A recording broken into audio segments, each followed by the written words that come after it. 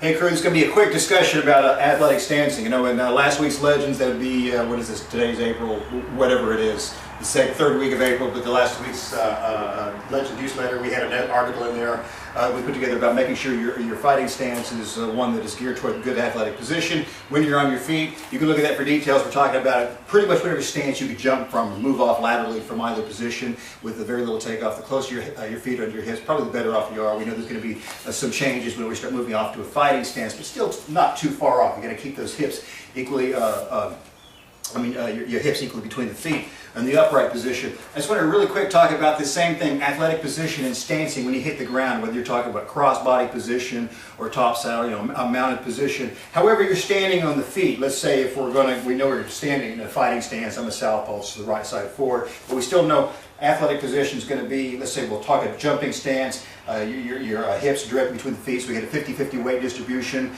It'd be the same thing if we were actually in the fighting stance. It's still as close to that athletics as we can get. When we hit the mat, what we're trying to do, and there'll be a little bit of fallback when the feet will rock up whenever I hit the mat here. If they pick up, I'm going to go down to the mat. Let's say I've got this 50-50 distribution. The feet are approximately the shoulder width apart, as if I could jump from here. So whenever I drop back and hit the mat, they're still going to hit that same position. If I was able to lower myself down by a partner or a rope or whatever, the feet would stay in the same spot. So I'm still in that feet directly under where the hips would be. Whenever I'm turning off to the side, we're going to see they're still fairly close. I don't have to pull them up tight where they're unnaturally close to the butt, but they're close enough. So we know if this is top saddle mount situation, we're reducing the opportunities for people to throw those hooks in, those double grapevines. We know if they're too far away, that's not good athletic position because I'm no longer close to that 50-50 distribution. I know I can't have my hips on top of it as when we're standing up, but we're still trying to make that close. The other thing we have by having it somewhat close to the butt, this is going to allow us to really get hard into our bridging position here, whether you're doing your shoulder bridging off of the heels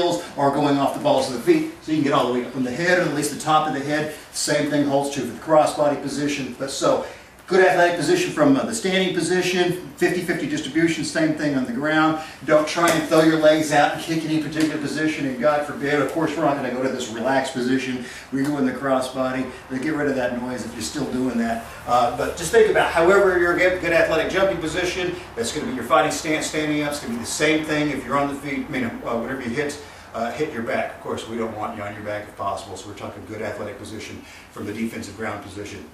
Anyway, if you want more details about what we're talking about with the feet, take a look at last week's Legends article, and that should help you out. Hopefully you find that of use.